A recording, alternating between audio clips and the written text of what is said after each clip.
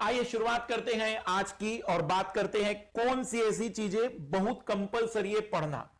सबसे पहला हम सोर्स लेंगे इंटरनेट से। हम बात करेंगे इंटरनेट से कि इंटरनेट में क्या। दूसरा हम बात करेंगे एनसीईआरटी में। देखो, मैं किताबों की पूरी रद्दी जमा नहीं करना चाहता हूं, लेकिन ऐसी कुछ बातें जो हम बात करेंगे कि हाँ ये होना ही चाहिए, ये कंपलसरी, इसका कोई ऑप्शन नहीं है, हम उस पर फोकस कर रहे हैं। तो सबसे पहला फोकस है इंटरनेट पर कि इंटरनेट में क्या जरूरी है। देखो, अब इंटरनेट की अगर हम बात करें तो इंटरनेट पर इस समय बाढ़ सी आ गई है। इंटरनेट पर इस समय बाढ़ सी आ गई है। आप अगर इंटरनेट पर कोई भी चीज सर्च करेंगे तो अब हजारों वेबसाइट है जिनके पास जी भरकर कंटेंट पड़ा हुआ है। कौन सा सही कौन सा गलत, इसमें कंफ्यूज हो सकते हैं। और मुझे लगता है कि इस पर ही 1.5-2 साल तक रिसर्च की जा सकती है कि इंटरनेट में कौन अच्छा और कौन बुरा है। पर अब हम किसी की बुराई ना करते हुए हम सीधे पॉइंट पर आते हैं। इंटरनेट पर आपको सबसे पहला PIB, इसे छोड़ना नहीं है। पब्लिक इंफॉर्मेशन ब्यूरो, ये गवर्नमेंट की ऑफिशियल साइट है। यहां पर बताई गई हर बात आपको सही माननी है। हिंदी और इंग्लिश दोनों मीडियम में है। इसमें मंथली भी बहुत सारे ऐसे आपको मिल जाते हैं, बहुत विषयों पर बहुत अच्छे कंटेंट मिल जाते हैं। तो PIB बिल्कुल भी इसका कोई अपवाद नहीं है, इसका कोई भी जोड़ नहीं है। यह बहुत बेहतरीन तरीके से हर इंफॉर्मेशन को बहुत ही सिंपल लैंग्वेज में बताने की कोशिश करते हैं। तो PIB को आप इंटरनेट से आप यूज कर सकते हैं। दूसरा है PRS, ये मुख्य रूप से पॉलिटी के लिए, और पॉलिटी में जो भी संसद में जितने भी अमेंडमेंट और एक्ट पारित होंगे, ये PRS की जो वेबसाइट होगी, इस वेबसाइट पर आपको कंप्लीटली जितने भी अमेंडमेंट, जितने भी बिल लोकसभा राज्यसभा में आए हैं, कुछ में पास हुए कुछ में नहीं पास हुए, उनका शॉर्ट डिस्क्रिप्शन इन पर मिलता है। कई बार हिंदी मीडियम में भी ये डिस्क्रिप्शन बकायदा देते हैं। कोई भी कानून अगर बन गया है तो उसको संक्षिप्त में सारे उसके क्या खासियत है, सारी क्या बातें, जैसे मैं जब भी कोई कानून मुझे समझना हो और बिल्कुल लेटेस्ट का हो, किताबों में उतना क्लियर ना हो रहा हो, तो मैं PRS की हेल्प लेता हूं। तो PRS आपको अप टू डेट रखेगा पार्लियामेंट्री कोई भी अमेंडमेंट या बिल के लिए। तो PRS मेरे हिसाब से कंपलसरी मान के चलेगा कि ये तो रखना ही है। तो PIB PRS ये दोनों तो रखनी है। तीसरा, साइंस टेक में DRDO और इसरो, बहुत अप टू डेट वेबसाइट अगर गवर्नमेंट में किन्हीं डिपार्टमेंट की या मैं कहूं कि किन्हीं संस्थाओं की हैं, तो DRDO और इसरो बहुत अप टू डेट है। आपको जो भी लगता है कि चंद्रयान 2 पर आपको चाहिए जानकारी कि चंद्रयान 2 का भारत के लिए क्या लाभ होगा, इसरो ने बहुत स्पष्ट रूप से दिखाया और समझाया है, बकायदा डायग्राम वाइज भी, और किस तरीके से लैंडिंग करेगा, एक पिक्चर पूरी तरह से मूवी के जैसी दिखाई है। तो आप इन दोनों को तो देख सकते हैं साइंस और टेक्नोलॉजी के लिए स्पेशली। चौथा, आप ज्यादा से ज्यादा अगर कभी कोई चर्चा हो तो फॉरेस्ट मिनिस्ट्री, इन्वायरमेंट और फॉरेस्ट मिनिस्ट्री को आप जरूर देख सकते हैं। इन्वायरमेंट और फॉरेस्ट मिनिस्ट्री, खास करके इकोलॉजी इन्वायरमेंट में कौन से एग्रीमेंट हो रहे हैं, क्योंकि उसमें इंटरनेट या मैं कहूं अप टू डेट होना जरूरी है। कब देखना है उस पर मैं चर्चा कर दूं। देखो, PRS के लिए तो आपको हमेशा जब भी कोई नया कानून समाचारों में सुनो उसे देखना है। PIB कब देखना है, कोई खबर आपको देखनी है, समझनी है, तो पहला सोर्स यही होगा। कोई भी कानून में कुछ भी देखना हो तो पहला सोर्स यही होगा। इन्हें कब देखेंगे आप, इन्हें प्रतिदिन नहीं देखा जाता, इसे प्रतिदिन देखा जाएगा। इसे जब कोई नया कानून सुनने में आए, खबर में आए, तब देखना।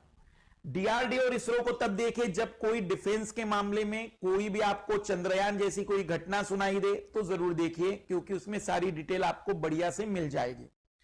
इन्वायरमेंट मिनिस्ट्री और इनके बारे में कब, जब आपको समाचार पत्रों में इस प्रकार की कोई खबरें मिले कि वातावरण पर कुछ या पर्यावरण पर इस प्रकार का कोई संधि या समझौता हुआ है, तो आदत ये मत डालिएगा कि जानबूझकर खोलकर बैठ गए हैं। बस PIB डेली, इसके अलावा ये सभी लोग जैसे जैसे न्यूज में आते जाए वैसे वैसे इनको यूज किया जा सकता है। तो PIB को डेली देखिए, आधा घंटा PIB को दे दीजिए, उसमें प्रतिदिन की अप टू डेट खबरें भी होती हैं, साथ ही साथ उसमें मंथली मैगजीन जैसे आपको ऐसे भी मिलते हैं तो इंटरनेट पर कंपलसरी है ये चीज देखना ही है। जैसे मैं YouTube की बात करता हूं, जैसे कि अब मैं भी YouTube के थ्रू ही आ रहा हूं आपके सामने, लेकिन YouTube पर प्रॉब्लम यह ना कि अब बाढ़ आ गई। देखो पहले क्या था कि नदी थी, साफ पानी था, अब बाढ़ आ गई, और बाढ़ कभी भी केवल नुकसान करती है, भला किसी का नहीं करती। तो YouTube पर भी कुछ सेलेक्टेड चीजों को देखिए और डिसाइड कर दीजिए कि इनको देखना है या नहीं देखना है। जैसे हमें भी सेलेक्ट कर दीजिए देखना है कि नहीं देखना है, तो कंटिन्यूअसली फॉलो करिए, कंटिन्यूअसली, फिर ब्रेक मत करिए, फिर ज्यादा भटकिए नहीं, क्योंकि फिर समस्याएं बढ़ती चली जाएगी। अब दूसरा है एनसीईआरटी। बहुत बड़ा सवाल होता है कई स्टूडेंट्स का मेरे पास कि क्या सर सारी एनसीईआरटी, सारी एनसीईआरटी नई और पुरानी एनसीईआरटी, पहले तो इसका मतलब समझा दूं मैं। नई और पुरानी एनसीईआरटी, पुरानी एनसीईआरटी का मतलब जिनका पब्लिकेशन 1994, 95, 90 के समय का है, उसे हम पुरानी एनसीईआरटी कहते हैं। इसकी फोटोकॉपी हमारे मुखर्जी नगर वाले मार्केट में बड़े आसानी से अवेलेबल होती है, फोटो स्टेट अवेलेबल होती है। तो मुखर्जी नगर या जहां भी यूपीएससी की तैयारी वाले दुकानें होती है किताबों वाली, वहां ये मिलती है। ऑनलाइन भी शायद कुछ जगह पर ये मिल रही है, ऑनलाइन भी मैंने देखा है कि कुछ वेबसाइट में अपलोड करके रखी गई है। और नई का मतलब जो इस समय आपको मिल जाएगी, ये तो आपको एनसीईआरटी की वेबसाइट पर ही मिल जाएगी, तो नई का तो कोई प्रॉब्लम नहीं है। क्या करना है पहले उसे देखिए। अगर मैं एनसीईआरटी को ही जमा करा दूं तो शायद लगभग कक्षा 6वीं से 12वीं तक की 100-150 तो एनसीईआरटी जमा हो जाएगी, फिर वही आ जाएगा, फिर किताबों की दुकान लेकर आ जाओगे। कुछ करो ना करो, एनसीईआरटी में कंपलसरी हिस्ट्री और ज्योग्राफी, हिस्ट्री और ज्योग्राफी, इसका कोई भी तोड़ नहीं है, ये तो करना ही है, ये तो करना ही है, वो भी ओल्ड एनसीईआरटी से, ओल्ड एनसीईआरटी से, ओल्ड एनसीईआरटी। कुछ पढ़ो ना पढ़ो, लेकिन एनसीईआरटी में ज्योग्राफी और हिस्ट्री करना ही है, ओल्ड एनसीईआरटी का करना ही है। ओल्ड एनसीईआरटी में क्लास 6 में है एंशिएंट इंडिया, 7th में है मॉडर्न मिडवल इंडिया, 8th में है मॉडर्न इंडिया, बहुत बेसिक अंडरस्टैंडिंग करा देगा ये।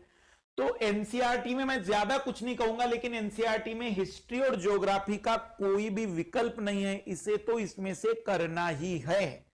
तो जो सेकंड ऑप्शन हमारे पास है, जो सेकंड हमने बात बताई आपको, वो हिस्ट्री और ज्योग्राफी, ये कंपलसरी है, ये कंपलसरी है, इसके अलावा कोई ऑप्शन रहेगा ही नहीं। अब तीसरा बड़ा सवाल है बुक्स पर, कि बुक्स में क्या करें। तीसरा बड़ा सवाल है कि बुक्स में क्या करना है, बुक्स में कौन सी किताबें पढ़े और कौन सी नहीं। इसको अगर मैं शुरू करूं तो हो सकता है कि पूरी एक लिस्ट जमा की जा सकती है और बहुत सारा कंटेंट फिर जमा हो सकता है। तो बुक में कुछ सेलेक्टेड किताबें पहले कि जो कंपलसरी, इसका कोई तोड़ नहीं आपके पास, इसे आपको करना ही पड़ेगा। जैसे लक्ष्मीकांत साहब की किताब पॉलिटी में, अगर सुभाष कश्यप भी लोगे तो कोई गलत नहीं है, पर कोई भी एक बुक इनमें से करनी ही है। इसके साथ साथ आप बेयर एक्ट को जरूर साथ में रखा करिए, क्योंकि बेयर एक्ट आपको बताएगा कि लक्ष्मीकांत साहब ने उसके बारे में जो चर्चा की कि हाँ यही क्यों, तो ये आपको आइडिया लग जाएगा। तो बेयर एक्ट साथ में रखिएगा, जिसमें हमें पता चलेगा कि हर आर्टिकल में क्या क्या बातें बताई गई है। तो अगर हम किताबों में बात करें तो किताबों में लक्ष्मीकांत किताब को तो कंपलसरी करना ही है। लक्ष्मीकांत मतलब मेरे हिसाब से कंपलसरी है कि होना ही चाहिए, पढ़ना ही चाहिए, जरूरी है। या फिर सुभाष कश्यप, क्योंकि पार्लियामेंट, इस जैसी बातों को हम समझ सकते हैं, इस प्रकार के विचारों को हम समझ सकते हैं। दूसरा है जनरल साइंस या जनरल साइंस और साइंस एंड टेक की अगर मैं बात करूं तो साइंस एंड टेक्नोलॉजी में अगर हम बात करें तो general science, science and tech, ये एक ऐसा पोर्शन है जो मुझे लगता है कि एक स्पेशलिस्ट कोई ना कोई टीचर चाहिए तो ज्यादा बेटर होगा। लेकिन फिर भी अगर आप खुद तैयार करना चाहते हैं तो इसमें केवल और केवल नई एनसीईआरटी पढ़ लीजिएगा, नई एनसीईआरटी 11th और 12th की, 11th और 12th की। और आपको इसमें 10th क्लास में साइंस एंड टेक की भी बुक मिल जाएगी, जो साइंस एंड टेक के नाम से निकाली गई है। तो दूसरी किताब नई एनसीईआरटी में साइंस और टेक और जनरल साइंस के लिए कंपलसरी मान के चलिएगा कि इसका भी कोई ऑप्शन नहीं है, ये करना ही चाहिए, कंपलसरी है ये हमारे पास। फिर तीसरा एक बहुत बड़ा विषय है इकोनॉमिक्स। इकोनॉमिक्स, तो इकोनॉमिक्स की मूलभूत किताबें, जैसे मैं कह सकता हूं कि जो भी आपके पास आपने पढ़ी होगी तो ठीक है, लेकिन इकोनॉमिक्स में मैं कहूंगा इकोनॉमिक्स सर्वे और बजट, इसको भी आपको कंपलसरी करना ही है। तो जैसे कि मैंने पॉलिटी में कहा कि मेरे हिसाब से बेयरेट लक्ष्मीकांत साहब को साथ में चलिएगा, साइंस एंड टेक्नोलॉजी में जो नई एनसीईआरटी 11-12 की उसे कंपलसरी मान के चलिए, इकोनॉमिक्स में सर्वे और बजट इसे तो करना ही है। इसलिए करना है, पूरा ना सही लेकिन इंपॉर्टेंट पॉइंट, इंपॉर्टेंट टॉपिक, ये जरूरत होती है हमेशा। ये चौथा पॉइंट अब मैं आ रहा हूं मैगजीन पर, कि मैगजीन में कौन सी मैगजीन ऐसी है जो करना जरूरी है। योजना, हिंदी इंग्लिश दोनों में, कुरुक्षेत्र भले ही ना पढ़िए लेकिन खरीद कर रख दीजिए अगर आपको 2020 देना है तो, क्योंकि आपका जब मेंस होगा तब इन्हीं को हम बहुत तेजी से रिवाइज करके एसे का कंटेंट, एथिक्स का कंटेंट, जितनी भी हमारी स्कीम्स होती है गवर्नमेंट की उनका कंटेंट आसानी से कलेक्ट कर सकते हैं। तो मैगजीन में योजना और कुरुक्षेत्र, और एक बहुत बड़ी किताब साल के अंत में आती है भारत, अंग्रेजी में इंडिया, 2000 ईयर के अकॉर्डिंग 19 का 19, 20 का 20 ऐसा आएगा। तो मैगजीन में अगर मैं कहूं तो योजना, कुरुक्षेत्र के बाद भारत, ये कंपलसरी है। मतलब ये जो कंटेंट मैं बता रहा हूं ना, ये मैं ऐसा नहीं कर रहा हूं कोई विकल्प है, ये करना ही है, इसको यूज करना ही पड़ेगा, क्योंकि इसके अलावा या इसके बगैर यूपीएससी में समस्याएं बहुत ज्यादा आएगी, बहुत ज्यादा आएगी। ये दोनों ही मेंस के नजर से है, इसका पीटी से कोई लेना देना नहीं है। ये पीटी और मेंस दोनों के नजर से है, पीटी कम मेंस हम कह सकते हैं, पीटी कम मेंस कह सकते हैं। इसके लिए कोई ब्रेक नहीं करेंगे, कोई हम कह सकते कोई ऑप्शन नहीं होगा। तो मैगजीन में इन चीजों को कंपलसरी कर दीजिएगा। तो ओवरऑल अगर मैं कहूं तो मैंने इंटरनेट पर क्लियर बता दिया कि इन्हीं पर जाना है, बाकी इसके अलावा ऑप्शन आपके पास बहुत सारे हो सकते हैं। फिर दूसरा मैंने एनसीईआरटी में हिस्ट्री और ज्योग्राफी को कंपलसरी कह दिया कि ओल्ड एनसीईआरटी में से करना ही है। तीसरा किताबों में हमने लिया है लक्ष्मीकांत साहब को साइंस एंड टेक के लिए एनसीईआरटी नई वाली, और इकोनॉमिक्स में सर्वे और बजट को कंपलसरी माना है। और मैगजीन में योजना, कुरुक्षेत्र और भारत की किताब जो आएगी वो साल भर का गवर्नमेंट का पूरा डाटा लेकर आती है, उसे भी कंपलसरी करके रखना ही है। ये कंपलसरी वाली बात थी, मस्ट वाली बात है कि ये तो करना ही है। बाकी तो हर विषय पर अगर मैं एक किताब बताते चला जाऊंगा तो फिर ऐसी बहुत सी किताबें बन सकती हैं। लेकिन मैंने जो आज डिस्कशन किया है वो पूर्ण रूप से केवल इस बात के लिए दर्शाने के लिए किया है कि ऐसी कौन सी चीज है जो कंपलसरी है, मस्ट है, कि उन्हें करना जरूरी है। इसी टाइप के वीडियो के साथ फिर हमारी मुलाकात होती चली जाएगी। आप कमेंट्स में बताते चलेगा कि किन टॉपिकों में, किन बातों में आपको दिक्कत आ रही, वो कोई भी हो सकता है। आपके कमेंट्स के बेस पर अगले वीडियो फिर तैयार होंगे, पर ये मस्ट वाली बात थी जिन्हें बताना बहुत जरूरी था। इसी टाइप में हम मुलाकात फिर करते चलेंगे। लाइक करते चलिएगा, शेयर करते चलिएगा और कमेंट जरूर करिए ताकि हम नेक्स्ट वीडियो उसके अकॉर्डिंग बना सके। तो सभी को best of luck, good day.